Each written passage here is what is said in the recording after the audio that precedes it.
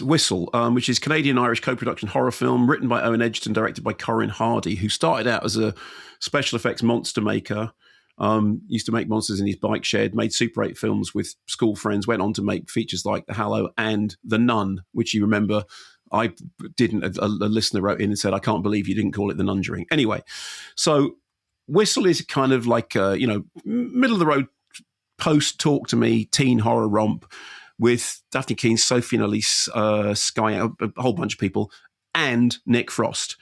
Now, the and Nick Frost, we always had this thing about ask for the and. It usually means that you're a small part in a movie that you're too big to be in.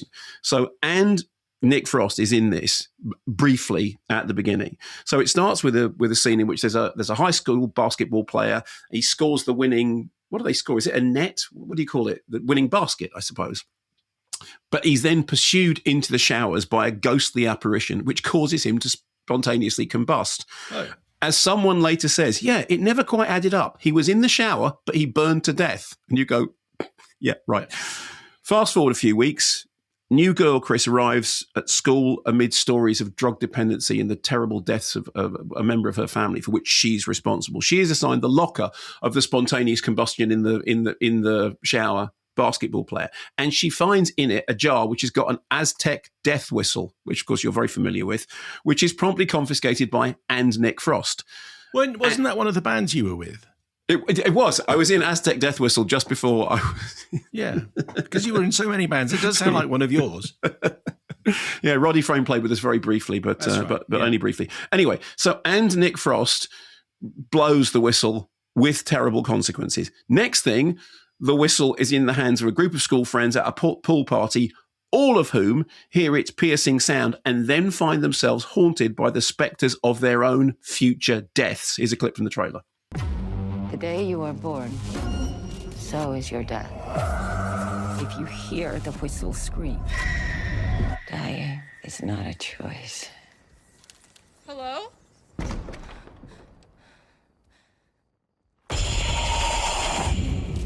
We were told the markings said, summon the dead. The markings read, summon your death. Our future death is hunting us.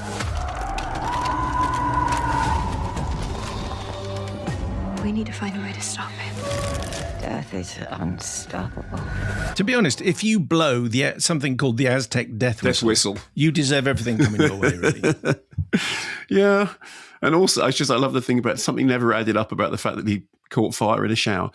Anyway, so look, it's a bit Final Destination. It's a bit post-Talk to Me. It's a little bit, I suppose, if we're going to go back into the history of all this, a bit Oh Whistle and I'll Come to You.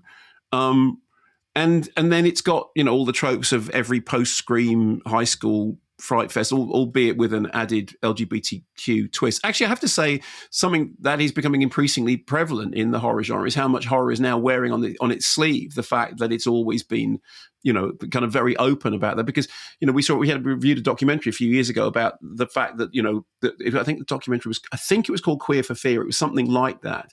But because of the way in which horror works, its embrace of outsiders has always meant that it is a place that you can go if you don't feel that you fit with the mainstream. On the upside, there are some entertainingly splattery demises, although I still hold that CG splatter will never really replace the good scrunginess of physical, latex.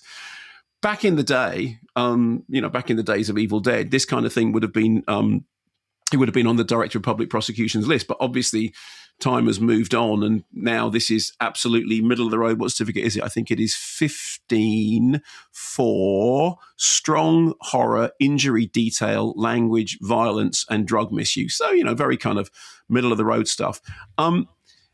The thing your about your idea of a middle of the road, is... yeah, no, I mean for middle of the road horror.